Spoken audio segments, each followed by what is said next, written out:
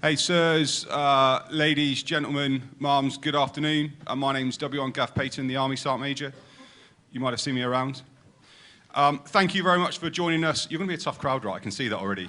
So thank you for joining us now. We've got half an hour to listen to what I think is the most important part of our Army, and that's our junior NCOs and our junior commanders. And I don't just say that because I'm a soldier. I say that because this is the first layer of the leadership onion that we have in our Army, and it's where the rubber meets the road. I'd like to introduce to you Corporal Sean Wallace of the Royal Engineers. I've been in the Army for 9 years, and he's a GO. I've got Corporal Kieran Smith from the AGC SPS. He's been in the Army for 5 years. He's the AGC Core Engagement Team at Worthy Down. Got Corporal Dan Proctor, AGC SPS. Been in the Army for 12 years. He's currently the Staff Assistant to Chief of Staff at Home Command. We've got Lance Corporal Carden Evans, Royal Welsh, 3rd Battalion. He's been in the Army for 8 years, and he's a Section 2 IC with B Company, Rorke's Drift Company. Corporal Evans is one of our reserve team. And finally, but by no means least, we have Corporal Victoria Woodley, who's been in the Army for 7 years, who currently works with 2MI. So, welcome, and thank you for joining us today. I firmly believe that good ideas don't come with rank. And we've spent this morning listening to some pretty senior officers and also to some pretty high-powered civilian individuals from business that have given us lots of food for thought. Now I think it's time that we listen to our junior commanders and what they think leadership in a digital age is. I think we need to empower our junior commanders. We need to listen to them. We need to support them, and we need to encourage them to speak up and challenge what they believe to be wrong decisions, things they don't understand, and also to allow them to offer their opinion. Slido will be active during this half an hour session. The team are going to talk for a couple of minutes each about what they do and the pros and cons and how technology assists or hinders them with leadership in the digital age. And then we'll have the remaining time for questions, the hard stop being 1400. So I'd just like to open up with what they do and how they do it is different. And it's very different to the way that I did it when I was their rank, maybe 20 years ago. I, as the Army Sergeant Major, might have to unlearn some stuff and do things the way that our junior soldiers are suggesting. I think people now need to be comfortable with challenge and be able to make clear decisions in chaos and be comfortable with being uncomfortable. I think we need to think about how we teach our soldiers to lead now, because there isn't one correct way of leading or leadership training. We use the values and standards and the ALC in order to deliver those, but we need to encourage our soldiers, I believe, and our junior leaders to think outside the box, to be innovative and come up with new ideas. Let's hear now what leading in a digital age means to our corporals.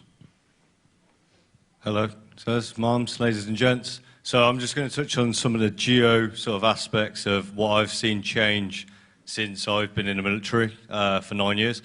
So when we first joined, going on exercise, it would be the case of going into the field, going to a headquarters and taking over 100 kilos worth of kit with you and printing off maps that would be instantly out of date. So if we're showing IED areas or positions where friendly or enemy forces are on the ground, print them off for one specific use, and then they were instantly out of date or not useful for everyone else in the headquarters.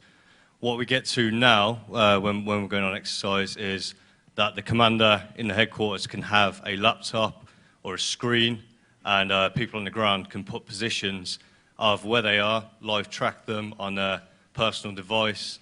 They can put down locations for minefields or if they're seeing IEDs, and this will instantly go to the screen so the commander can make decisions live as the picture builds up. What it also gives us the ability to do is highlight areas where there might be dead ground, which we've not seen from the planning stages because mapping could be out of date or the analysis wasn't done correctly. People can highlight these areas on the ground and then we can plan going forward. So as a junior NCO, that empowers us in a headquarters because we are the SMEs and we have commanders, high-level officers listening to us and listening to what we're saying about the ground, and they're making their decisions based on the information we give them. It's the same as we're able to 3D model the ground and create fly-throughs, so we're able to get a picture of where we're going before we get there, highlight areas of vulnerable places, vulnerable points, and give the commander, again, sort of a good, warm, fuzzy feeling before he gets on the ground that they know exactly what they're going to be faced with as well. While being in home command as well, which is where I'm currently at, a lot of the engagement teams or recruitment teams used to go to areas and we used to ask, why are you doing engagement there or recruitment there? And the answer was always the same. It was because that's where we've always done it. And I'm not saying that's the case for everyone that works in engagement and recruitment teams, but what we're able to do now with the advancement in software is make a system called Minerva. I don't know if anyone's familiar with the system itself, but what we're able to do is give people on the ground an intelligent picture of the recruiting space and the recruiting environment so they know how to best sort of target their recruitment or engagement based on the demographics of where they're at, and also go to areas where if we need a short turnaround for getting people in the door, we'll go to areas where there is low time of flight and areas of success where we've been before as well. And I think this goes back to that empowerment piece as well, because being a full screw in a three-star headquarters at the moment, I'm able to give people information and they're listening to me and they're making some serious decisions on where to do recruitment, which is currently the Army's main effort as well. So as Sean was saying about the engagement piece in recruiting, as a part of our recruiting team, we can use the information that Sean's getting from the ground to actually use it effectively. So instead of wasting money on places where people aren't engaging with us and people don't want to join, we can actually go to places where people are engaging with us. We can also use that for social media as well.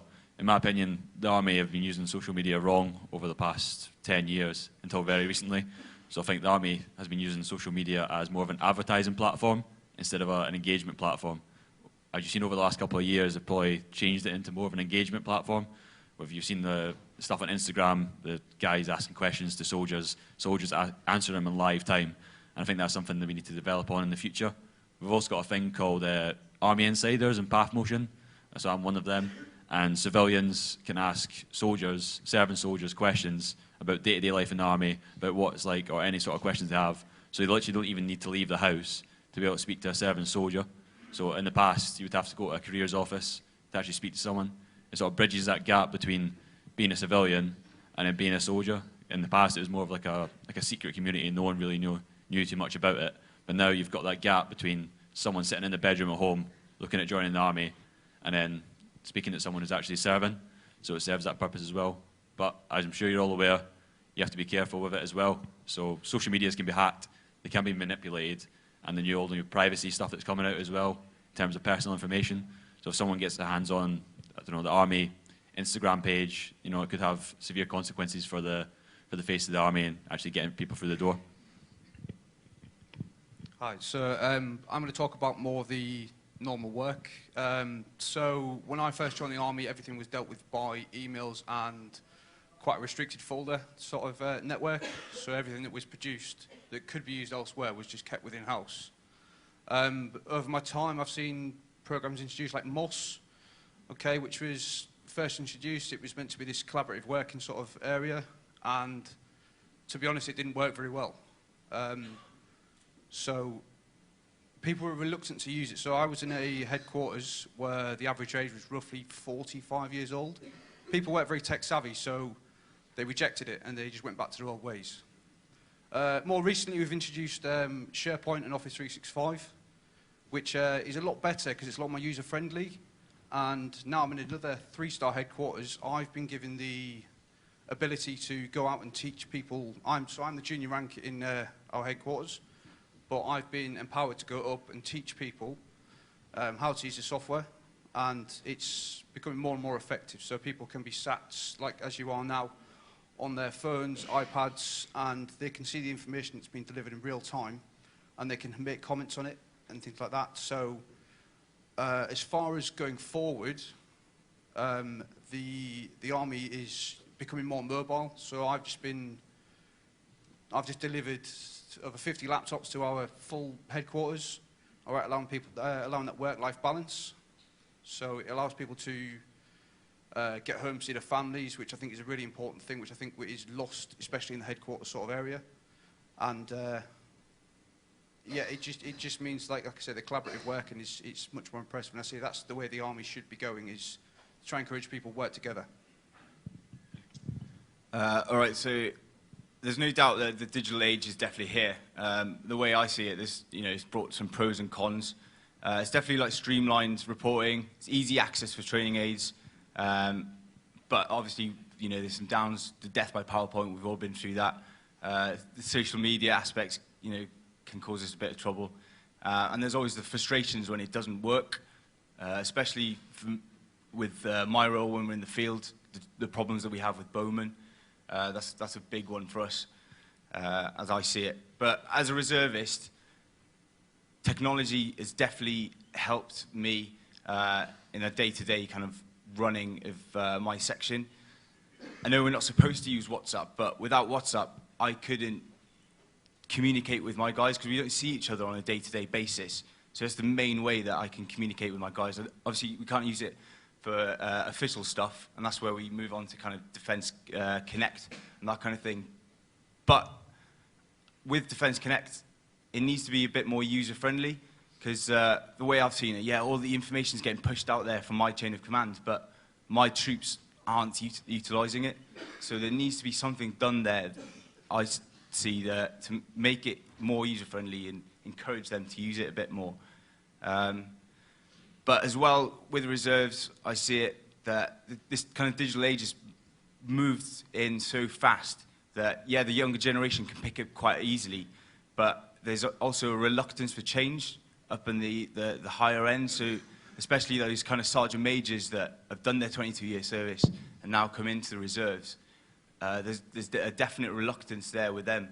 But I also think it's part of where we kind of need to bring it more into the education side. So I've recently done my kind of junior NCO card and DTTT and all that kind of stuff. But there isn't a course there that's teaching me how to use these apps and websites and stuff that I need for my job. So a lot of it, I've just got to work it out myself.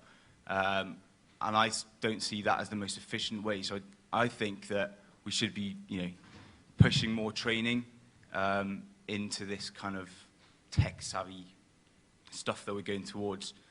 But in the combat side of it, I can definitely see in the future how tech can definitely help us, especially with the new kind of stuff that you might have seen out in the tent outside, the dismounted situational awareness, kind of flick down phone that you've got, the MVG enhancers, and the Black Hornets and all that. We've just got to be careful that it's not information overload, so when we plan all this and design it, it needs to be designed in a way that it reduces the cognitive burden on the individual, but also, enhancing our abilities as infantrymen. So there's definitely, we're definitely, pushing forward with this whole digital age, but we just got to be careful on how we do it. Okay, so what I want to do is first off start off by explaining that the role that I do currently. So my team look after online investigations, not only for personnel, but also maybe units or exercises.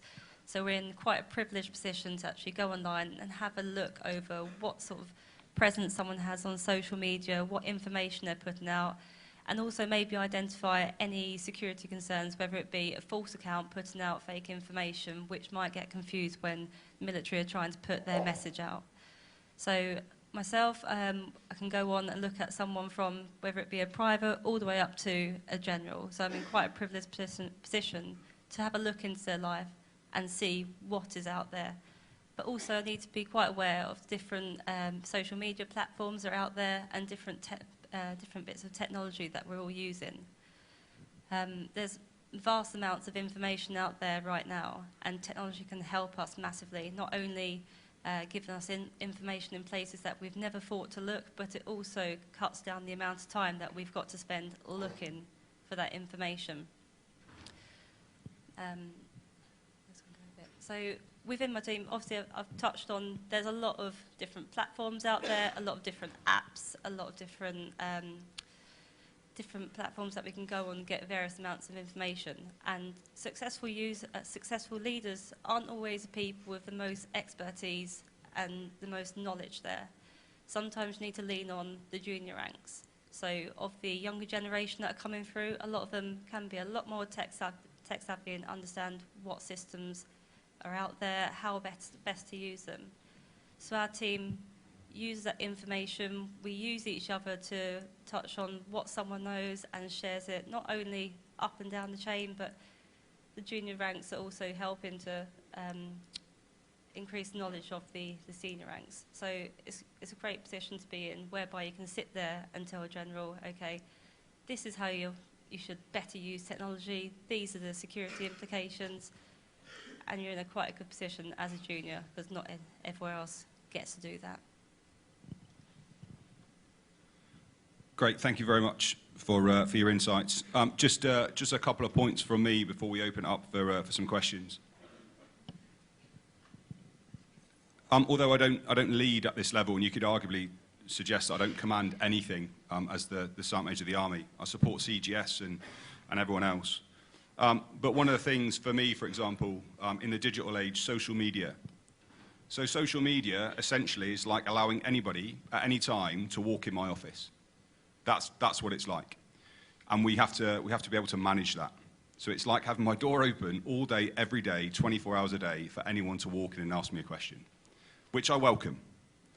But it's certainly something which needs some sort of consideration as to how we move forward with that.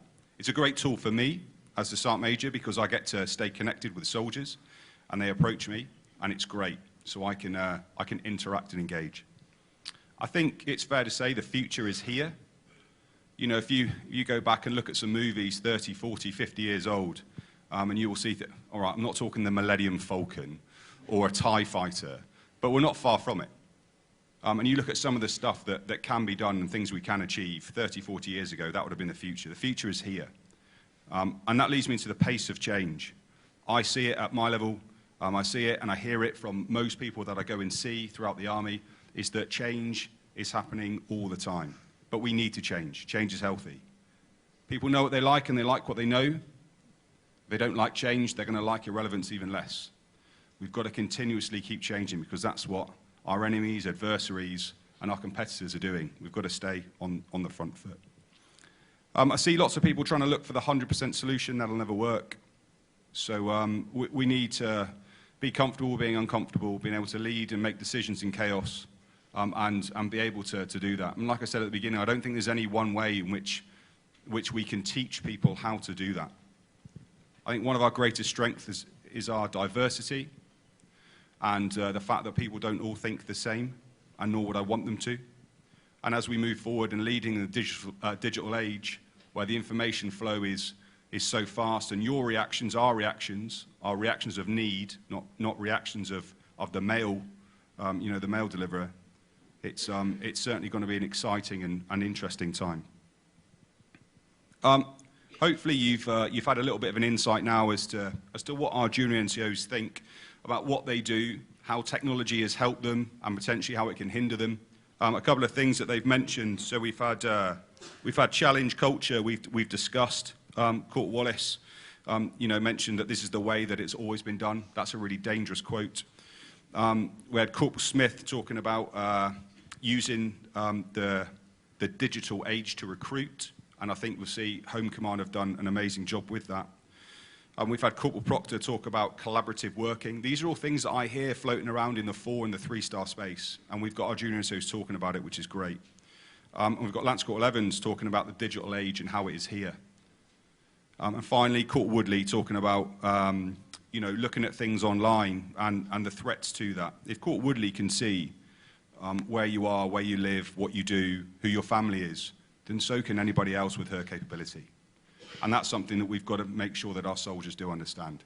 And to be honest, I think our younger generation do understand this, It's dinosaurs like me who need to unlearn 22 years of the way I've been doing things and learn from people like Cor Woodley and the NCOs that we're sat next to, which is going to be reasonably uncomfortable. It's going to be hard work. But I think to lead in the digital age, you know, we need to make sure we listen to the younger generation coming through. I'd like to now